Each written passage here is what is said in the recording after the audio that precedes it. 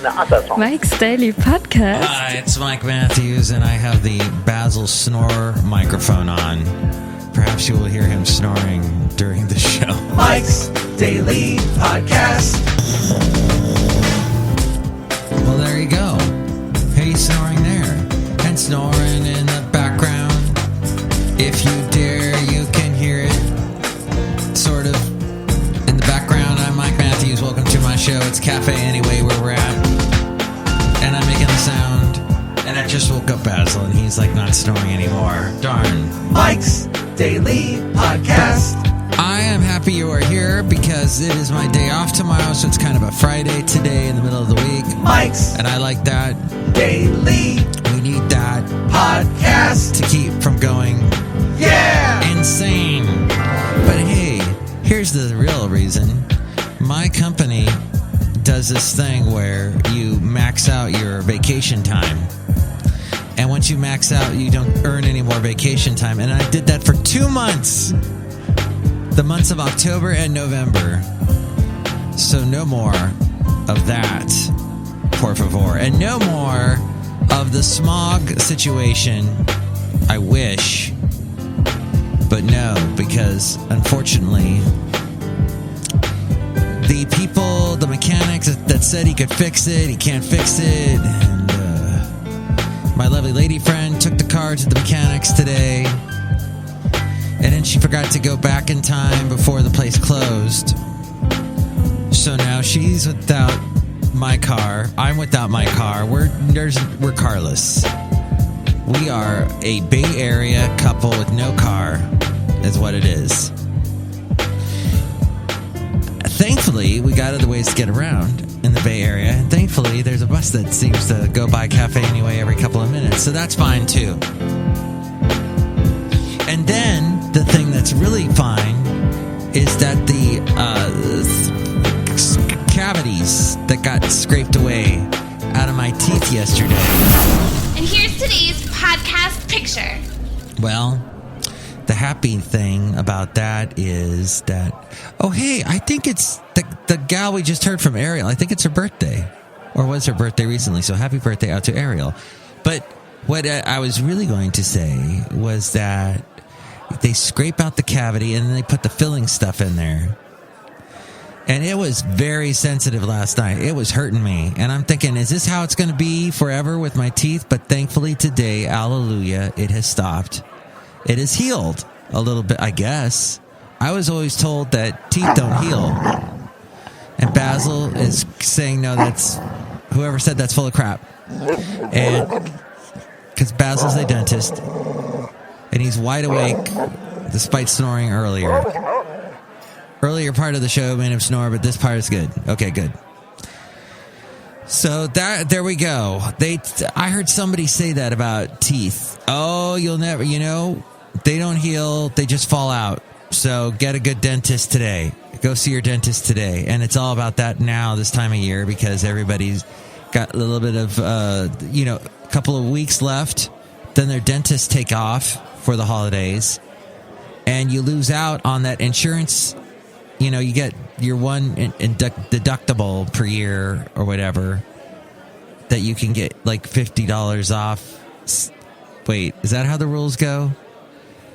And then people try to get it all because they've met their deductible. That's it.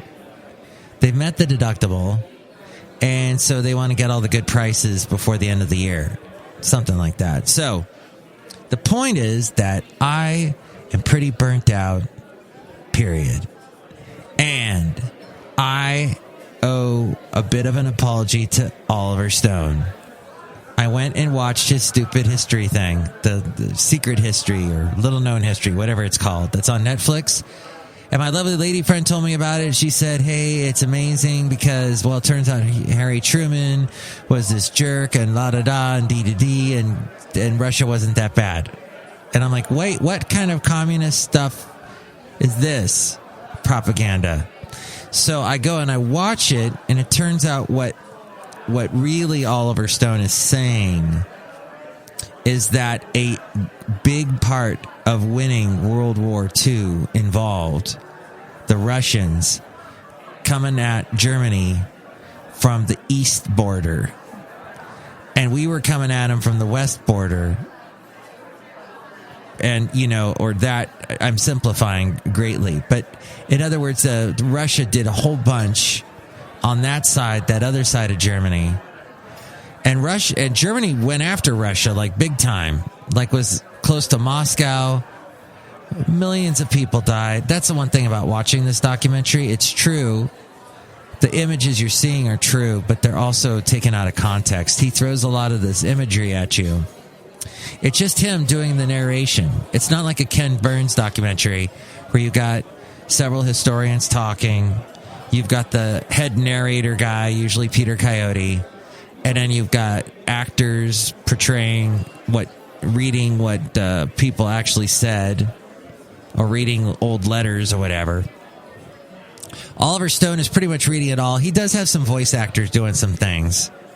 And then there's the real tape, that whatever they were able to tape of FDR or Hitler or whatever, Winston Churchill. But it is so brutal, the images that you see, so much death. And a lot of the imagery you see out of context. Some of it, for example, I knew was not actually the video, or was not taken from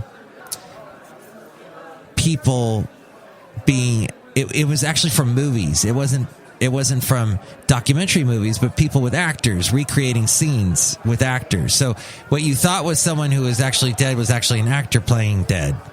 There's that. He does mention from time to time, yes, okay, this is Jimmy Stewart playing this role, or he'll announce what movies they are. But at any rate, I did learn a lot, and that did bring to light the whole thing about the war that I did. A lot of people don't really think about, and I think that's his whole point with his documentary. As we go outside a cafe anyway, we're bringing you Mike's Daily Podcast somewhere in Podcastro Valley today. And tomorrow I need to go to Pleasanton to get my car, which hasn't passed smog yet. Despite what mechanics are doing, it's not helping, and it's frustrating. But how do we deal with frustration? Escapism. We escape into stupid things like history. Like, oh my gosh. So Harry Truman becomes vice president, only meets with FDR twice, and FDR dies, and Harry Truman becomes president. Mind you, FDR was president for 4 terms. And 3 of those terms, he had a different vice president. Was it Harry Wallace or Henry Wallace? I always forget. And then that guy, Henry Wallace, was actually, as Oliver Stone, he just will go on and on about this Wallace guy. And about how he was progressive and was ahead of his time, wanted equal pay for everyone, et cetera, on down the line, like Mr. Progressive guy. And Harry Truman used the N-word. He was a bit of a racist. So we had the guy who should have been president when FDR passed away. He was getting groomed for it for 3 terms, 3 presidential terms, and then he doesn't get it. I can relate to that. I was being groomed to be a program director for a radio station. I was the assistant program director and had to deal with a whole bunch of malarkey from the program director that I was working under. And then he told me he's leaving, and I'm like, oh, well, I get your job, right? No. It meant me having to compete against a bunch of other guys. This other guy got it because he was a program director for the same company, but they were changing formats and they wanted to keep him, so they were getting rid of his station, but they wanted to keep him, so they put him on my station, and I was not assistant program director. In fact, I got demoted, and next thing I knew, I was in charge of putting John Tesh's show together. Yes, John Tesh. That guy. The really insightful guy that reads all about germs all the time and health things and things to improve your mind. And he's married to Connie Selica, who was really beautiful in The Greatest American Hero. And then she was in Hotel, and then she got married to John Tesh. And then now she does stuff on John Tesh's health channel. But at any rate, let me just tell you, so John Tesh does these 1-minute news for your brain type thing. And he'll read it just verbatim. There's nothing. He's just reading. It's like, here I am. I'm reading a script that who knows if he even typed it up. Could have been one of his minions. Typed it up for him. Did some research, found something, gave it to him. He reads it. Not the most entertaining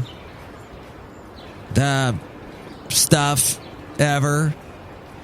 And having to put that together after being groomed in line, next in line to be FDR, was a little bit angriness for me. And I could feel a little bit what former Vice President Wallace went through. He, by the way, got the last laugh, though, because he was doing some kind of a genetically modified corn farm that was,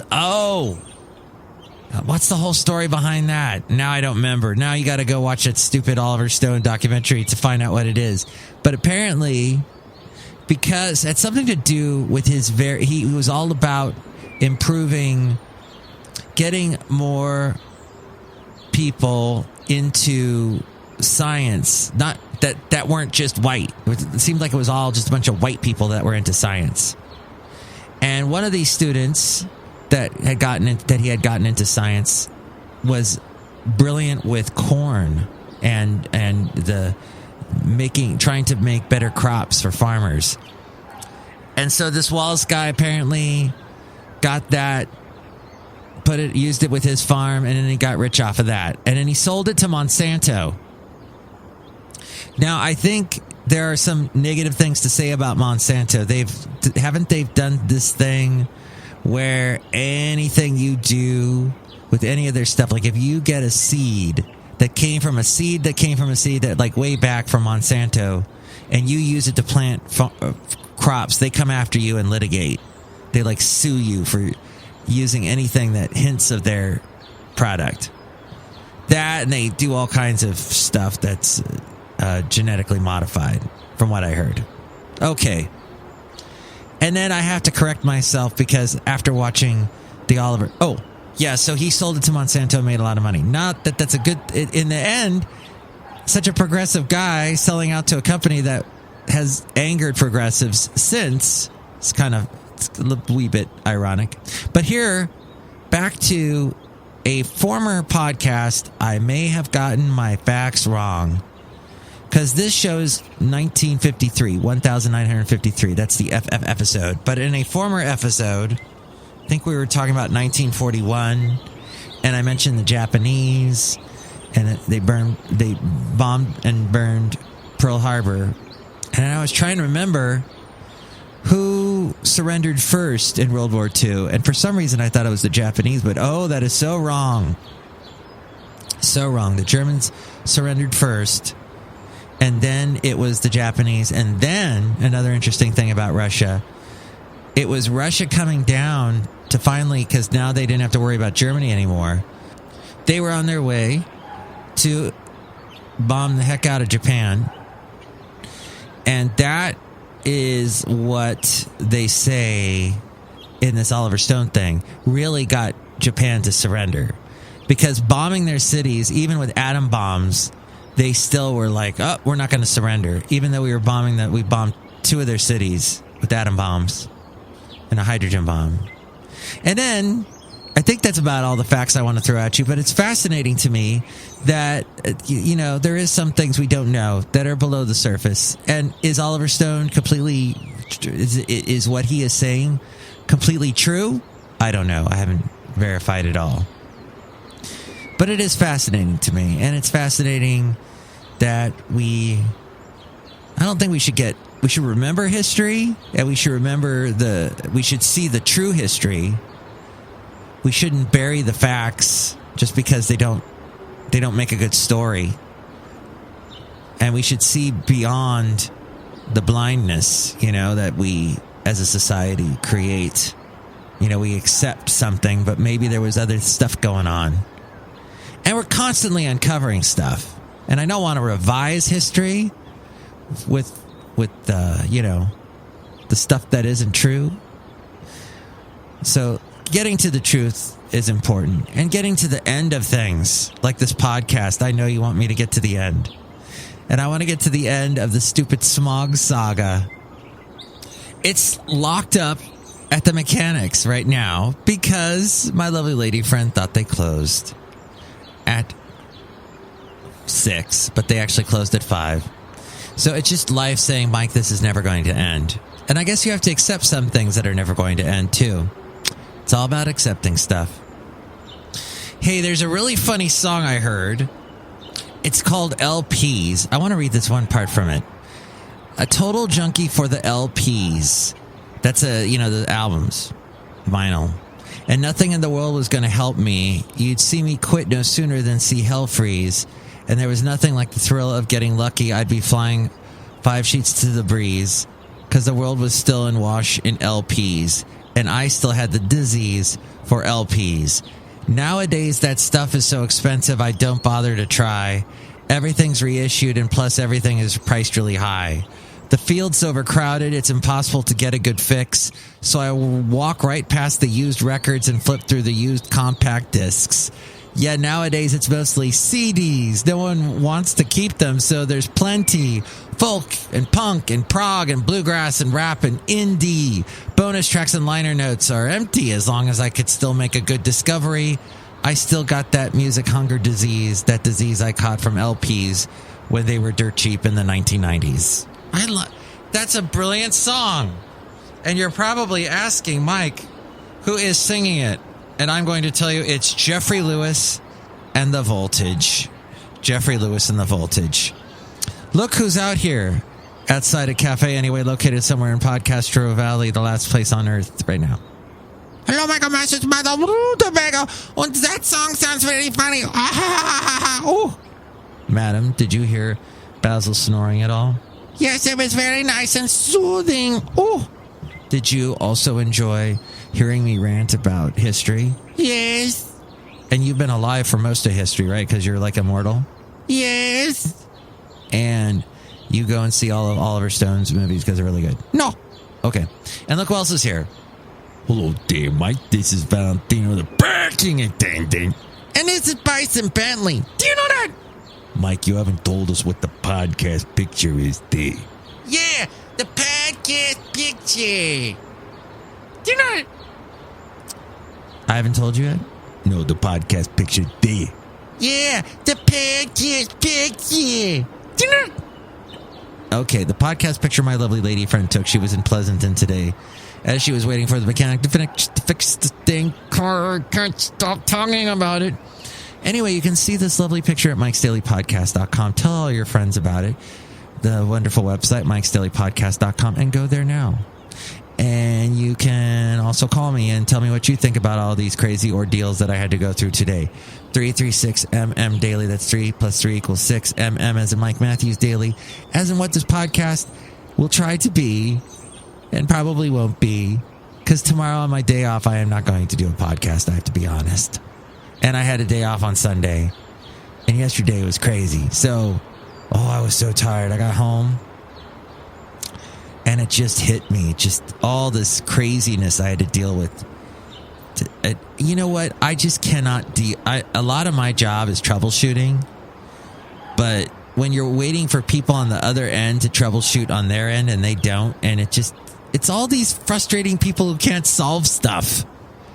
And it's dealing with the mystery that is life. And sometimes I don't have time for mystery. I don't want to build a mystery, Sarah McLachlan. I just want it to be all answered.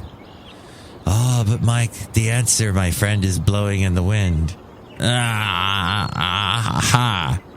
I just took a nap and I said, forget it, no podcast. Kids, I used a bad word earlier in today's show. I said crap. And it's not a good word. However, the guy who invented the toilet's name was Crapper.